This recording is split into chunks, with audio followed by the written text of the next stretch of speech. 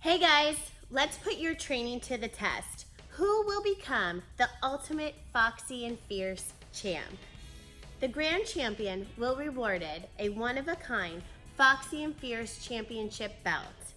All participants will receive a limited edition Foxy and Fierce Summer Games tee. The event will be held on Sunday, June 30th. Check-in is at 9 o'clock a.m. The competition will begin at 9:30 a.m. Early registration is $20. Your registration pays for your competition and your Summer Games t-shirt. If you decide to sign up on the day, it is $25.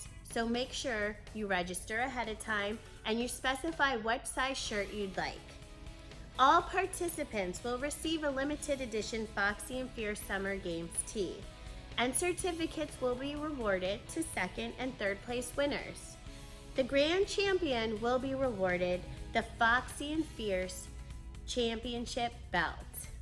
So there's going to be 10 stations.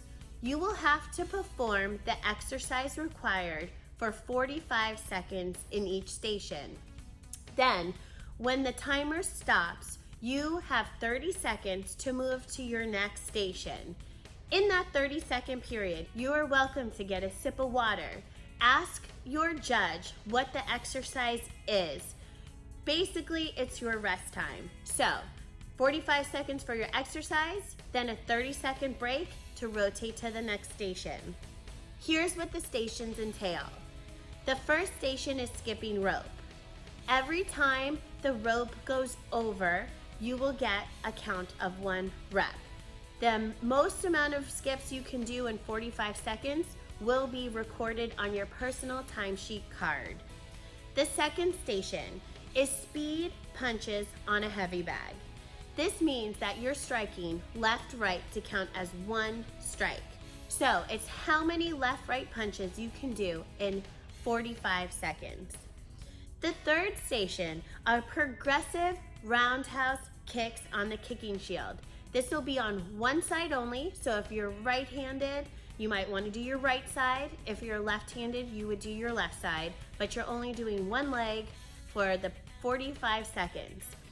A progressive kick means that you work your way up. You start with 1 kick and then you reset. Then you do 2 roundhouse kicks, then reset and work your way up in a 45-second increment. The fourth station is going to be left-right push kicks on the heavy bag. So your left leg kicks, then your right leg kicks, and that counts as 1 rep. The fifth station is a heavy bag combination. This is a common combination that we do in class. However, you should do it at a proper pace to prevent injury. We will go over this technique with you in the next part of the video, but pay attention. It's a jab, cross, switch left roundhouse kick, jab, cross, hook, right leg roundhouse kick. Now, this is a longer combination, so the amount that you can do in 45 seconds will determine your amount of reps. So, station 6, you're doing push-ups off your knees. Now, we're not saying everybody is an expert at doing push-ups off their knees. You may only be able to complete 1, 2, or 3 reps. We want you to challenge yourself, and that's why we're asking that these push-ups be done off your knees. So, if you're not used to doing push-ups off your knees, we will show you how to work into that progression. You can practice at home and build up to that. The next station is going to be station 7, and these are lateral hops. We will be having a safety hurdle that if you land on the hurdle, there won't be any injury occurred.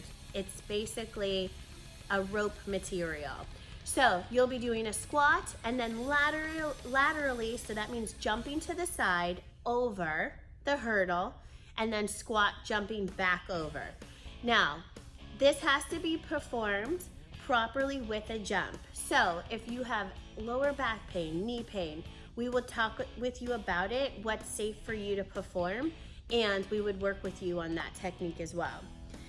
Station 8 are Russian twists with a medicine ball. this is going to be a heavier medicine ball than you're used to in class. So you'll go left, right, twist, counts as 1 rep. And your knees are bent and your feet are on the floor. The 9th station are burpees. These burpees can be modified for this drill. So modifying a burpee is definitely gonna slow your time, but if you, like I said, have an injury or you need to modify these exercises for your own safety, you must modify them, and we will show you both proper techniques for that. The last is a modified pull-up. This means your legs are straight out. You're not going to be bending your knees and putting your feet on the floor. This is going to prevent you from using your legs to lift you up in this exercise. So if you're not used to doing modified pull-ups with your legs out in front, you may only get 1 pull-up in. That's okay. So just know that it doesn't matter if you're not an expert or you're the fastest or strongest at each drill. It's important that the technique is performed correctly, and that's what we're looking for. So the rules are, a judge will be counting all reps and scoring on your own personal score sheet. If the technique is performed incorrectly, the rep will not be counted. The judge has the final say on technique and performance. There are no disputes. Here's how the scoring bracket system works. There's going to be 4 different categories. The first round of competition, we will take the top 8 competitor scores. They will go and compete in what's called the quarterfinals.